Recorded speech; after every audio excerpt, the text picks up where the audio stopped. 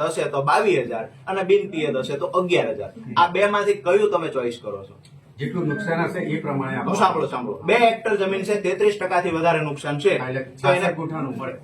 સાહેબ દાવા સાથે કહું છું, રાજુ કરપડા તમારી ઓફિસમાં બીજી વાર ન આવે. નિયમો વાંચી લેજો, નિયમો વાંચી લેજો. આખા રાજ્યમાં આ રીતે અરે આખા રાજ્યમાં તમારા જેવા અધિકારીઓ જ પાળપીટી છે. તમને નિયમોની ખબર નથી. અમારે કોની પાસે સલાહ લેવા જવાની? રાજુ કરપડા ફરી તમારી ઓફિસમાં ન આવે, જાણી લેજો. 33% કરતા વધારે નુકસાન હોય તો પિયત વિસ્તાર છે તો એમાં 22,000 હેક્ટરે મળવા પાત્ર, બિન પિયત હોય તો 11,000 રૂપિયા. પછી ક્ષેત્રફળ જેટલું ઓછું આવે તો એ પ્રમાણે વળતર ઘટે. હવે તમે તો ટકાવારી જાણે, અહીંયા કોઈ માપકનું યંત્ર છે ટકાવારી માપવાનું? નિયમો તમે જાણતા નથી. તમે એવું કહો છો તો 66% વળતર મળે. ક્યાં છે પરિપત્ર? બતાવો મને, બતાવો પરિપત્ર. હું દાવા સાથે કહું ફરી તમારી ઓફિસમાં ક્યારેય ન આવું.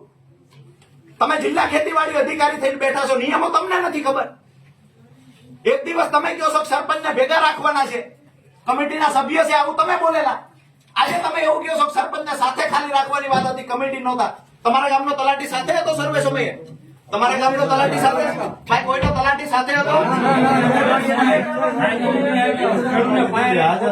કોઈ ખેડૂતને ખબર જ નથી સર્વે કરી ગયા. ગ્રામ સેવકો પાસે મંગાવો, અમે જોઈ લઈએ. આ ઉલ્લુ બનાવવા સાહેબ, અમે મંજીરા નથી વગાડતા. અમે ખેડૂતો માટે લડવા આવ્યા છીએ ને, મંજીરા વગાડવા નથી આવ્યા છે. પરિપત્ર બતાવો તમે તમતારે. મંગાવી લો ભાઈ પરિપત્ર.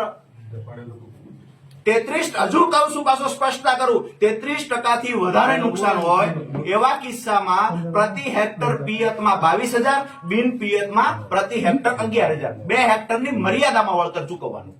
હવે એને 70% નુકસાન હોય તો એ મુજબ કેલ્ક્યુલેશન. 70% નુકસાન કપાસમાં છે એ નથી ગણવાનું. ક્ષેત્રફળ જે છે એમાં 33 થી ઓછું કે 33 થી વધારે, આ બે જ નિયમ છે. 33 થી ઓછું છે, 33 થી વધારે છે, બરાબર છે. તમારો ગ્રામ સેવક અલગ વ્યાખ્યા આપે છે, તમે અલગ વ્યાખ્યા આપો, વિસ્તરણ અધિકારી અલગ વ્યાખ્યા આપે, ગામડેથી આંકડા લખવામાં આવે, આંકડામાં ફેરફાર કરી નાખવામાં આવ્યો, આંકડા બદલી નાખ. તમને હું દાવા સાથે કહું, આંકડા બતાવો અમને. કયા ખેડૂત સાથે ફોટો પાડીને કીધું છે કે તારે આટલું નુકસાન છે? સાહેબ અમારી સ્પષ્ટ વાત છે, કોના આધારે ખેડૂત સાથે છેતરપિંડી થઈ આ માહિતી અમારે જોઈએ છે. આમાં અમારે કાયદાકીય લડવાનું થાય તો લડશું છે. બાકી અમારું ક્ષેત્રફળ અમારે 2 હેક્ટરમાં નુકસાન હોય તો અમને વળતર શા માટે અડધા હેક્ટરનું મળે? જેટલું નુકસાન હોય એટલું મળે. સાહેબ આ નુકસાન નક્કી કોણ કરશે? નુકસાન નક્કી કોણ કરશે? એટલે ગામમાં જાવ તો સરપંચ. એટલે ભાઈ તમારા ક્ષેત્રે નુકસાન કેટલા ટકા તમને કહ્યું હતું? ના, એ તો ઉપર